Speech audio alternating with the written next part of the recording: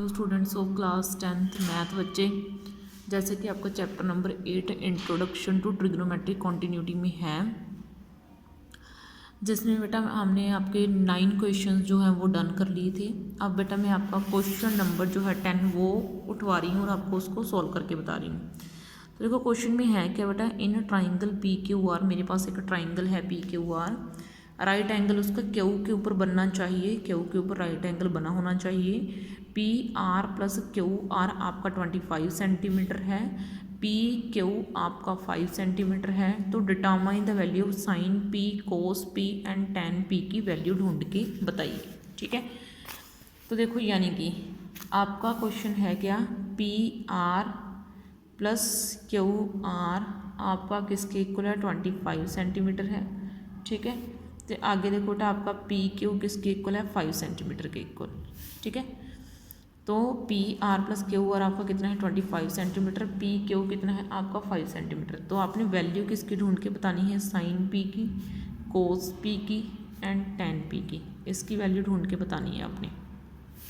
ठीक है, तो अब देखो आगे क्या है, मैंने ना एक ट्राइंगल बना ली। ठीक है, उस ट्राइंगल की हम प्रॉपर से नेमिंग करते हैं।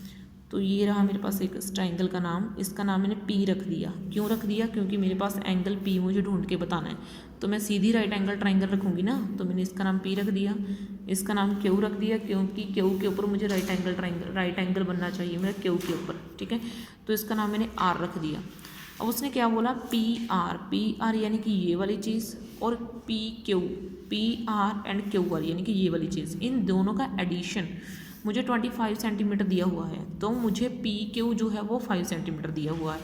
और सबसे पहला आपको मैंने क्या काम बताया है कि आपने सबसे पहले तो राइट एंगल ट्राइंगल को पूरा करना है। अगर आपकी राइट एंगल ट्राइंगल कंप्लीट नहीं है तो आपका काम क्या होगा, उस राइट एंगल ट्राइंगल को पूरा करना, उसकी सारी साइड्स वगैरह सारा कुछ पता करना। तो मैं क्या लेट कर लिए देती हूँ कि मैं इसको एक्स सेलेक्ट मान लेती हूँ, या फिर इसको एक्स सेलेक्ट मान लेती हूँ। ठीक है, तो मैं क्या कर रही हूँ, मैं लेट कर रही हूँ कि मैं पी आर को एक्स मान के चल पड़ी। ठीक है, क्या मान के चल पड़ी, मैं पी आर को एक्स मान के चल पड़ी। और देन तो मैंने पी आर को यहाँ पे पुट करा एक्स। ठीक है, क्योंकि मुझे P R plus Q are 25 centimetre दिया हुआ है, तो मैंने पी आर को यहाँ पे एक्स पुट करा, x plus Q R is equal to 25। तो यहाँ से मुझे 25 मिल जाएगा, Q R which is 25 minus x. ठीक है, तो क्यू आर मेरा कितना निकल आया, 25 माइनस एक्स। ठीक है, तो आगे हैं आपने यहाँ पे अप्लाई करना है बाय पाइथागोरस थ्योरम। ठीक है ना, बाय पाइथागोरस थ्योरम। ठीक है, पाइथागोरस थ्योरम। तो पाइथागोरस थ्योरम से क्या है, hypotenuse square is equal to perpendicular square plus base square.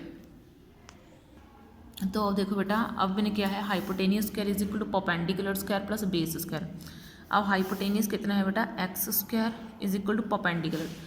Perpendicular क्या है बेटा आपका, परपेंडिकुलर आपने अभी निकाला क्यू आर, वो कितना है भाई 25 माइनस एक्स। तो ये लो भाई, मैंने ये निकल गया 25 माइनस एक्स होल स्क्वायर। अब बेस कितना है भाई मेरा, ये नीचे वाला ये है मेरा 5 स्क्वायर। ठीक है, तो ये मेरा 5 का स्क्वायर आ गया। तो ये लो भाई, ये मेरा हो गया एक्स स्क्वायर, तो ये मेरा कितना हो गया 25 square which is a square यानी कि 625 प्लस बी स्क्वायर यानी कि एक्स स्क्वायर माइनस 2ab यानी कि 50x। ठीक है, प्लस यहाँ पे कितना जाएगा भाई आपका 5 ठीक है, तो ये एक्स स्क्वायर, ये 625 और ये 25 कितने हो गए आपके 650 plus x square minus 50x।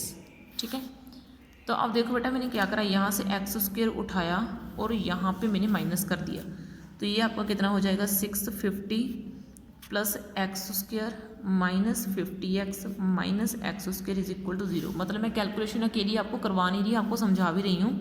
देखो अब तक क्वेश्चन में क्या था, क्वेश्चन में आपको ना 2 साइड्स का सम दिया हुआ था और तीसरी साइड आपको दी हुई थी। ठीक है, आपने क्या करा, आपने ना किसी एक साइड को x मान लिया, क्योंकि आपका सबसे पहला काम क्या होगा, राइट एंगल ट्राइंगल को कंप्लीट करना, फिर आप आगे क्वेश्चन की तरफ बढ़ोगे। अगर आपका राइट एंगल ट्राइंगल ही कंप्लीट नहीं पता तो फिर आगे आपका कुछ नहीं हो सकता। ठीक है, तो मैंने यही सबसे पहले करा कि मैंने राइट एंगल ट्राइंगल को कंप्लीट करा। ठीक है। तो राइट एंगल ट्राइंगल भाई कंप्लीट कैसे होगी? तो राइट एंगल ट्राइंगल में एक साइड को मैंने x मान लिया, तो दूसरी मेरी कितनी हो गई साइड 25 माइनस x हो गई, ठीक है। तो मैंने अब क्या करा, उसको पुट कर दिया राइट एंगल ट्राइंगल में, हाइपोटेनियस बेस सारा कुछ पुट कर दिया, ठीक है। तो ये मेरा हो गया 650 plus x square minus 50x minus x square से एक्स स्क्वायर मेरा कैंसिल हो गया, ठीक है। तो 650 इज इक्वल टू 50x आ गया, और 650 से मैंने 50 को डिवाइड कर दिया, तो मेरा x कितना आ गया आप खुद देखो, which is equals to 13 centimetre. तो मेरा x कितना आ गया भाई 13 सेंटीमीटर मेरे पास निकल के आ गया, ठीक है। तो यानी कि मेरा हाइपोटेनियस कितना आ गया मेरे पास 13 सेंटीमीटर आ गया।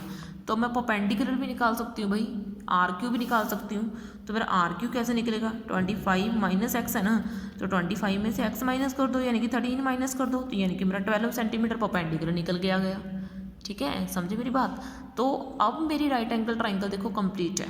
मैंने हिंट मुझे दिया हुआ था 2 साइड्स का सम, तीसरी साइड मुझे कंप्लीट पता थी, तो मैंने वहाँ से पाइथागोरस थ्योरम का यूज़ करा और तीनों के तीनों साइड्स निकाल दी मैंने, ठीक है। अब मेरे तीनों की तीनों साइड्स मेरे पास हैं। अब मेरे पास एक प्रॉपर राइट एंगल ट्राइंगल मैं बनाना चाहूँगी, फिर मैं आपको तीनों की वैल्यू ढूंढ के बताऊँगी, ठीक है। अब मैं एक प्रॉपर राइट एंगल ट्राइंगल बना रही हूँ जिसमें मुझे सभी साइड से मालूम होगी, ठीक है। तो ये रही, तो देखो बेटा इस तरीके से मैंने क्या करा, मैंने इसके ऊपर इसको P डाल दिया, इसको मैंने Q माना हुआ था और इसको मैंने R माना हुआ था।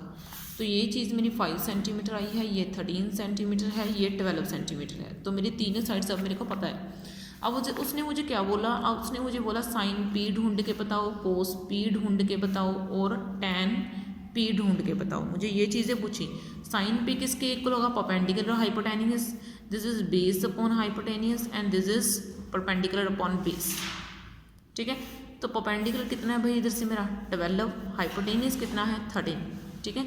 तो कोस P कितना आ गया मेरे पास, बेस यानी कि 5 अपॉन हाइपोटेनियस यानी कि 13, यहाँ पे परपेंडिकुलर यानी कि 12 अपॉन हाइपोटेनियस यानी कि 13। तो इस तरीके से मैंने क्या करा, इन सभी की वैल्यूज़ निकाल दी, ठीक है। तो इसके साथ ही आपका 10th क्वेश्चन भी डन हो चुका है। नेक्स्ट क्लास में हम आपके ट्रू फॉल्स के ऊपर वर्क करेंगे। आपका 11th है वो सीधे ट्रू फॉल्स नहीं है, आपने उसको भी सॉल्व करके बताना है, ठीक है। बिना सॉल्व करे आपने उसका आंसर नहीं देना, जस्टिफाई वाले हैं कि जस्टिफाई करके बताओ आपका आंसर सही है तो क्यों है, अगर आपका आंसर गलत है तो क्यों है, ठीक है। ओके देन, थैंक यू बच्चे।